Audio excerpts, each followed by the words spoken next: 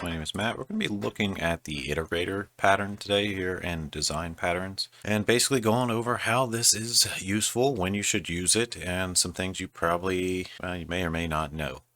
All right, well, we're just going to do this in C++, write up some code, and we're using our standard design patterns repo, link below, and yeah, you'll now see an iterator folder. And we're going to, of course, add that as a subdirectory in our CMake. And we should be ready to start coding it up. There's that. And there's that. All right, so what is an iterator and what's it for? Let's at least cover those basics. Most people already know, but we'll say it for sake of clarity in this video as well. So in a nutshell, an iterator is designed to go over certain elements in a collection and traverse through and get you what you want. Now, the point of an iterator here is basically to be able to go through your data in different ways or in different fashions, and also to traverse any data type without revealing the underlying data type. That way, from a client end, you just basically traverse through and get what you need and don't have to worry about what's going on behind the scenes. So it basically works like an interface to go through a collection of any sort, and we can make it dynamic. We can change them on the fly if we decide we want them to work a different way. And there's some usage like that. So let's just make an example and we'll talk about things a little further as we go.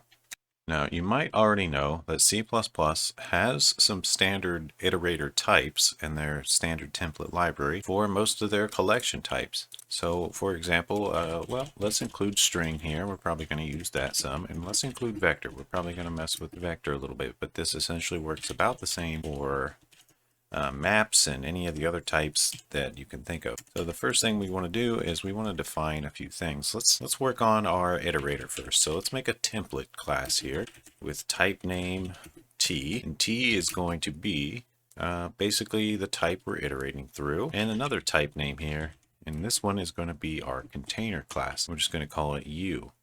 And that'll make more sense later if you're not sure about that. So just stay tuned here. And we're going to make an iterator class like that. So let's make some public members. And we're going to first of all just do a type def, all right? Because it's going to need to be defined based on these type names. So type def, type name. And let's say we're going to work with vector here. So we're going to go vector of types T iterator. So whatever the type we want to iterate over is going to be like, it's going to be defined here. So this needs a name. Let's just call it iter type is fine. Or we'll just call it it type in this case. All right, so we got that taken care of. Now let's make an actual constructor for this class based on these types as well. So this one here is going to be our container class, essentially, and we want a pointer to that, so let's just call it data there. And that's really all we need. You can add more parameters. In a lot of examples, you see some different ways of setting it up. For example, they might have something like reverse here that you can specify, but we're going to kind of ignore that for now, because as you'll see, this you can design this however you want, to iterate however you want, but we want to keep this example simple, but just know that you can expand it as needed. So we're passing in data here. I'm going to skip ahead a little bit and just put our data class down here. Now, the iterator itself doesn't need to hold all the data. It only needs to hold the current data that it's at. And of course, it needs to know how to get to the next parts, but we'll get to that shortly. So mainly, we're going to have this U container class. Well, it's going to have a pointer to the container class. But it doesn't need to make a copy of all the data. It's just a pointer to the actual data. So you'll notice some other things here, like there's not going to be a destructor. We're not going to be destroying this data because that's handled by the container class itself. The iterator only holds weak references, so it doesn't like do any deleting of data or anything. So just be aware of that. All right, so let's get that down here. Let's get the container class down here. We'll just call it M data. Maybe I'll call it. Yeah, I usually like calling these when it's non-owned, something like ref. That's just a personal preference because, you know, hey, it's a reference. We don't own the data, so we're not going to be deleting it or anything. But anyway, we need to get that in here because as part of this, we need to construct it, data ref, and just make it that pointer that we pass in. And now, also in the body of this constructor, well, we want to get this an iterator initialized. Now, by default, you probably want to start at the beginning, you'd imagine, right? But if you don't, you can change it as needed. So we need an iterator. Let's make a private iterator here, and I'll just call it, well, we know that it is this iterator type. We've already decided we're going to be using vectors here, so that's kind of tied in. But basically, we're just going to use this type, and we'll just call it, I guess we'll just call it iter. Or maybe it. It's just, I just find it weird to repeatedly say words like iter. If I say iter this whole time, it's just going to sound weird after a while. At least it does to me. I like to try to use variable names that are easier to say, oddly enough. I don't know if that people care about that at all. But when I was a new coder, it always threw me off to hear people say these really awkward words over and over like they were known words, except they weren't known to anybody except people deep in that programming language. So I'm trying to keep it a little more generic here and not use too many acronyms and stuff other than it for iterator. But I like it because it specifies. It's kind of by default already a proper word. Like, which data are we at? This one. It is it. I don't know. All right, let's move on. So we want to set the iterator is what I'm getting to here. So we're just going to say, well, let's start the iterator at the beginning. So we will take the data that we're at here. So it's going to be this data ref. And then we want the, well, it's kind of hard to say. We know it's a vector, right? Some kind of vector. So it's going to have data itself. But actually, let's see, we can't really go a whole lot further with this because we need to know more about this data, which we haven't specified yet other than it's a vector of something. So we'll need to do a little head designing to get that sorted out. Because basically it's going to say, hey, take the data ref, take the data at the beginning. So it's going to look something like that. But we haven't designed that yet, so we'll have to come back to that. I'm just going to leave it like that for now.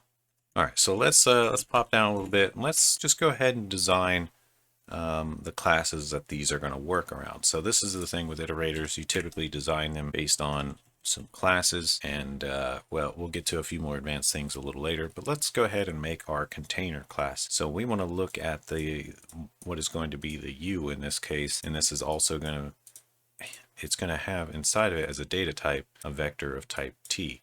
So we're essentially going to have 3 classes here. So let's go ahead and do that. We just want a template, and once again we're going to use type name here. And this time it's just T, because this is going to be the U in our case. And we'll just call this containers fine. Call it something else if you want.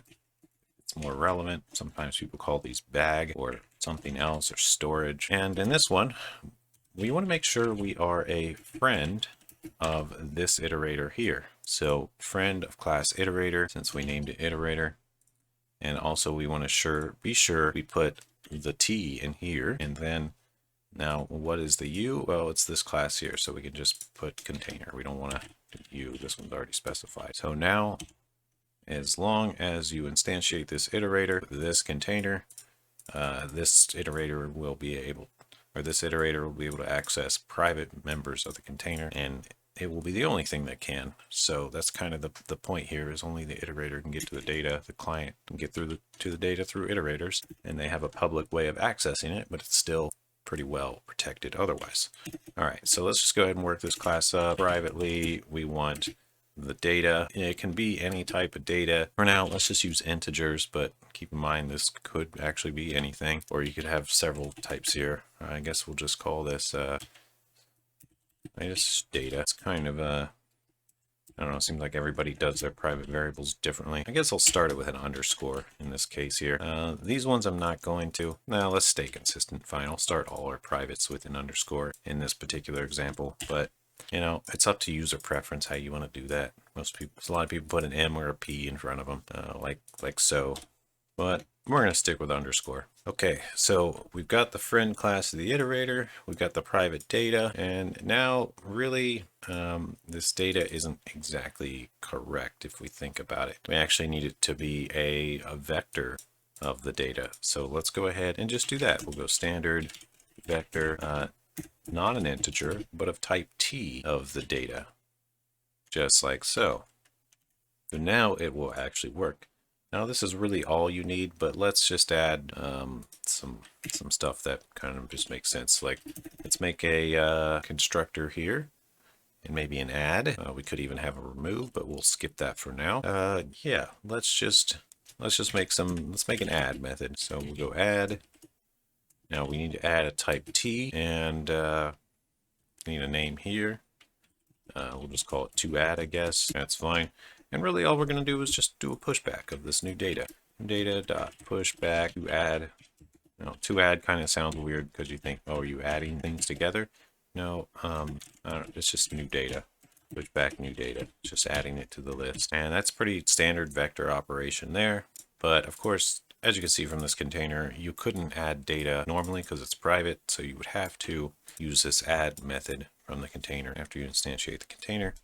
And let's see, do we need anything else? I guess we could set up the iterator, or well, you want a way to get an iterator for this class. So basically, we already know about the iterator, but to create a proper iterator for this class, well, it's sort of something this class has to do. So we want to make another public method that returns the iterator we want. And we'll just return a pointer like so. I'll just call it create iterator. That should work. And in the body of the function, we just want to return a new iterator. The type T, and of course container, so same type. And now in the body here, when we create an iterator, it needs to know about some data type, right?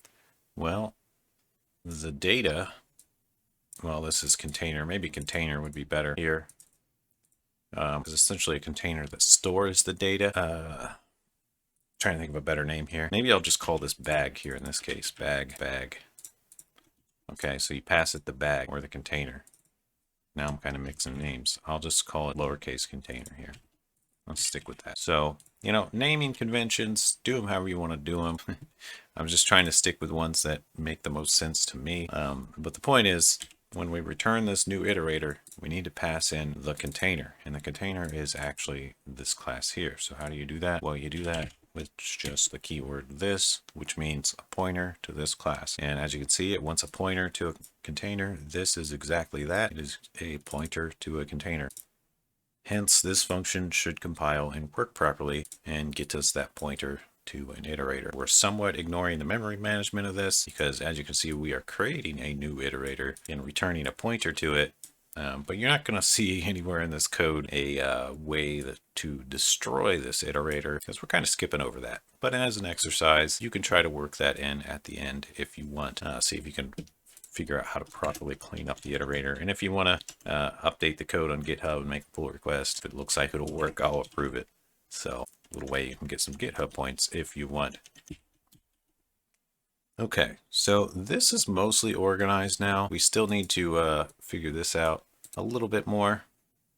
But we haven't specified what the actual data is. It's some type named T. We could pass in anything. You could now go container of integers, and we could just call this our data bag or something, whatever you want to call it. And that should work. That will basically make a vector of integers as the data here. And then if we wanted to traverse through it, we could go our data bag equal dot create iterator and make something to store it there. We'll just say auto, because of course it actually needs to be this type. I'll just put that in there.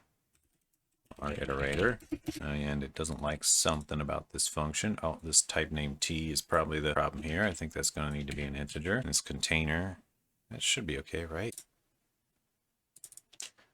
Okay. So it's saying inaccessible because we forgot to put the word public here, and classes default to private if you don't say public. So that should make that part happy. And this one here, this should be what? Argument list for class template. Container is missing. Okay, so we have to specify what the container is holding, and it should be essentially the same type as the iterator is holding. So I believe we just want to go int here as well, and that should be happy. There we go, because it's a container of ints, and each iterator is also an int.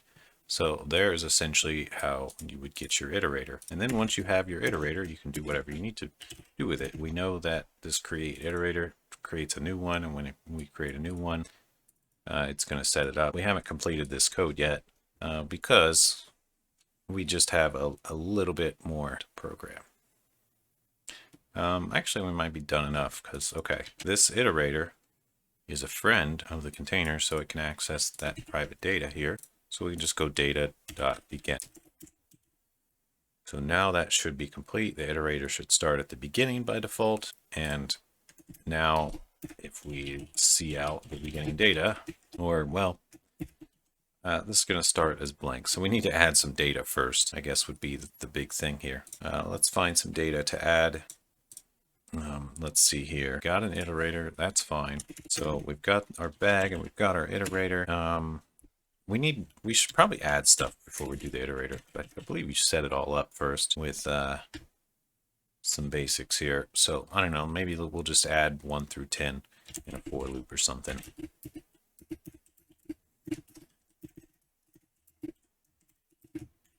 Our bag data dot add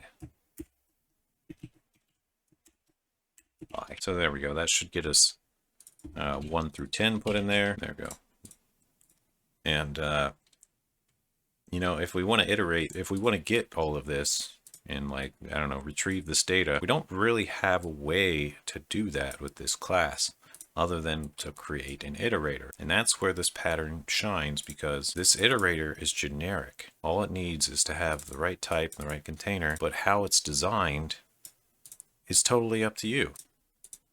So you can design different iterators and set different iterators to make them work in different ways. That's essentially the point. Now, this is a very straightforward one where we're just going to go from beginning to end. But if you've got a more complicated data set, for example, maybe you have an inventory in a video game and you have some sort buttons that the end user can press. You can sort by weight, you can sort by quantity, you can sort by cell value, and things like that. Now, the question is, every time the player hits sort, do you want to rearrange all the data and move a bunch of data around? And that's a, you know, a real basic solution. But if someone's like spam clicking it, or everyone on the server is clicking sort inventory, you might get some weird stuff happening, especially if you haven't thought of all the potentials of race conditions or something. I don't know, that might be a over contrived example, but rather than reorganize the data, you could just change the iterator. You could say, okay, get us a sort by weight iterator. And rather than rearrange the data, you just make a new iterator. And the iterator, as it looks for the next piece of data, it just goes to the next weight. It might be a little slower client end, you know, to find the each next item, but it'll be faster because you'll never have to sort everything a million times. You know, when you sort stuff, it doesn't actually sort, it just changes the iterator. So there's cases like that where it makes sense to just get a different iterator rather than sort your whole array again. And that could be for anything. If you're like pinging servers, you could have a server iterator that looks for the lowest ping and then the next lowest ping, and stuff like that can happen too. You can essentially use this for anything where you want to just go through every item, and you might want to change how you go through the items. That's when you would set a different iterator. All right, let's continue with the example. So we've got all this in here, got some stuff in our data bag. We've got a custom iterator, a very default one. We need to work up this iterator a little bit more. It just doesn't quite do it enough yet. Like, it doesn't go to the next reference or anything. So let's just put that all in here. But we kind of had to get this scaffolding done to make the example to start. So what if we say, let's add a few new methods here. You know, let's just go off the standard. Usually they have first, and what would first do? It would set this iterator to the beginning. Basically, it would do this same thing again, equals dot begin. So that would get us the first data element, and we might also have next. All right, and with next, you basically want to return the next iterator. And with these iterators, the way they're made, you just do plus plus on them to go to the next one. That'll get you the next one. And you want to see if you're at the end. So you could have an at end or is done. Let's go with I like at end. So this one, we want to return a bool. You know, just are we at the end or not, true or false? Because sometimes you're going to want to know that. So we'll just return whether the iterator is equal to the end data. So it would just be this data ref, and then the data again. We're just checking if it's equal to the end. And if it is, it returns true. So basically, and otherwise false. So that will just let us know if the iterator is at the end of the data or not. And that's really, I think, all we need for now. So with first, next, and at end, that's good enough. So, you know, there's still ways of expanding this that you could probably think of. I'll mention real quickly, like in most of these previous examples, we have had some sort of interface class. So if you make an interface class for these iterators, that's when you could have within your container somewhere, you could have one that you could set. We're not going to quite go that far, but that's how you would change them out on the fly. It's going to get a little more complicated because this friend thing might not work quite as well or quite the same. But essentially, if you store a reference to it and then you change it up, if you would look something like this, like dynamic, yeah, I would call it dynamic it. With this sort of setup, well, we still got create iterator. I don't know, it kind of doesn't really quite work like I would think with this because we have a create iterator. With this case, instead of create iterator, you would have to create it on your own and then set it. So it would look a little something like we have a void set iterator, and then you pass it a pointer to a real iterator. And this would also need to be the interface class here that needs to be set to a real one. All right, I'm probably making this complicated by saying all that, but you know, just it would look like this, you know, and we'd put any methods required in here, make sure they're virtual, you know, that whole, yeah, look at the previous, any of the previous episodes about how to do the interfaces. But essentially you would make an interface for this that has these core methods and have it so that you set it in here, and then you could change your iterators on the fly. So that could be another thing you could play around with and see if you can get that to work as like a homework thing. But I think I've covered that whole interface thing so many times in all the previous episodes that you can probably figure out how to adapt it to this interface way. But the point is, you can dynamically change them too if that is desired. But if it's not really desired, maybe you've only got one or two things you ever do, you could just make iterators for them. Like you could say create begin to end iterator, for example, and that's just, you know, goes from beginning to end. Maybe you have create sort by weight iterator, and it is a special one that, you know, as we talked about earlier, goes and finds the whatever the smallest weight to the largest as you iterate through. But it all depends on how you design it to go through the data. Now it gets a little tricky because, you know, this iterator, it doesn't actually know the data type yet. So it depends. But, you know, this is one of those things where you can go in so many different directions that it's hard to cover them all in one video. So I think this nice little generic example is probably good enough. All right, so let's work up the client code a little bit and then we'll call it a video, because I've kind of talked about a lot of stuff, but you know, to go into it all, I'd be here for like 3 hours over explaining everything. So let's just call it a day. So client code, you know, we made our bag, we made it of integers, container of integers. We added some data to it, very nice. And then we made an iterator. That just create iterator. Now, if you don't want to remember all the syntax, you can just go auto. Just make sure you get the star in there because auto doesn't deduce that. And then if you have any sort of syntax correction, when you hover over auto, it should show you the type down below. As you can see, it's what we had in there before. So that's always nice. And then you can just go through it. And you just go through it with like a for loop is fine. So we would go our iterator. Let's do first, start it at the beginning here. And then let's say while it's not at end. So not our iterator dot at end. So while it's not at end, we'll keep going. And here for the next one, we're just going to do a dot next. If you ever worked with iterators, this is probably all very straightforward, but this should give you an idea of how to make your own and how to customize them. Because normally when you work with them, you know, you just do the you just do data.begin, but now that it's like abstracted away, we've got these functions that essentially do what you would expect. Usually that's how you start your iterator, that's how you go to the next one, that's how you check if it's at the end or not, and we've just put that in a class And that's basically it. All right, what am I missing here? This is a pointer. Yeah, iterators are a little pointer there. And there we go. We could just see out the data here. So we would just do it, not underscore data, I think, that's what we're doing. I gotta make a few corrections here. Make sure this is, where we typed it, there it's underscore it.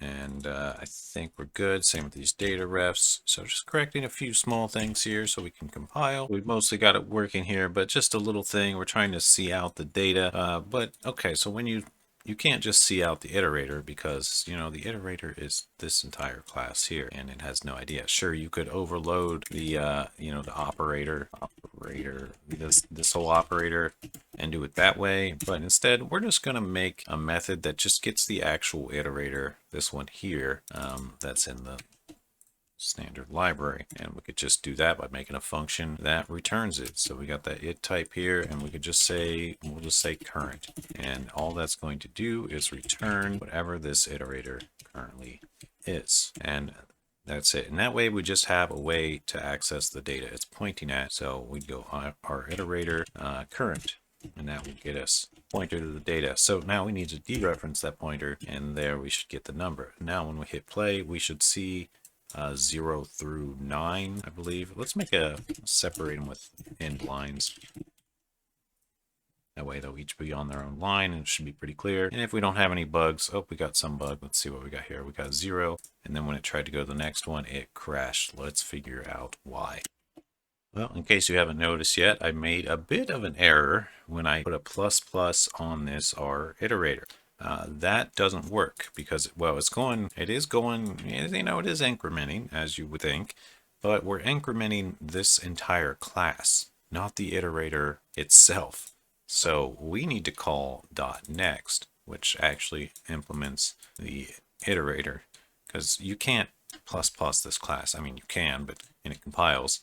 But it's just going to crash because it's just going to some random piece of memory that's not relevant. So we need to call .next. Now, obviously, once again, we could overload operators. We could overload this plus plus to call next. Similar way, you can look that up if you want, do it as an experiment, but you could overload that to basically call it plus plus. So that way, if they call plus plus on this class, it will do what you would expect. But yeah, we're not going to do that. We're just going to use next. But just so that's out there. So instead of plus plus here, we need to make sure we call next. And then we shouldn't be running off into random memory, and we should be able to compile and run this without a crash. And there we go, 0 through 9 as expected. And there's an example of how you can make iterators. I talked about how to do dynamic throughout. Obviously, I didn't do that because it just gets so deep very quickly. But if you want a dynamic iterator, you could do that. You would basically, it basically just gets a little more complicated, but that's a cool way to swap them out on the fly. Or, just have different ones that you set. When you call this create iterator, you could have different ones ready to go that you could create to get different types of iterators. And you could essentially design the iterator up to go through the data how you want. From beginning to end is the standard, but maybe you want to go from end to beginning, or you want to, based on this data type, do a certain thing. So just a cool pattern, generally already pre-implemented for you in the standard template library. But now that you've seen more about them, hopefully this can give you some ideas how to go forward and how to not sort your data in arrays and vectors constantly. If you're doing that, it's probably going to be superior to use an iterator pattern instead. All right, well, I hope you've enjoyed this episode. Let me know if you have any questions. If there's a lot of stuff and a lot of questions and you guys really want to see a lot more examples, or you want to see a dynamic example, just leave a comment down below. If a bunch of people say it or want to see it, I will do one. But yeah, I think we're just going to keep this one nice and simple and leave it off here. All right, I will see you in the next episode. Take it easy, guys. Peace out.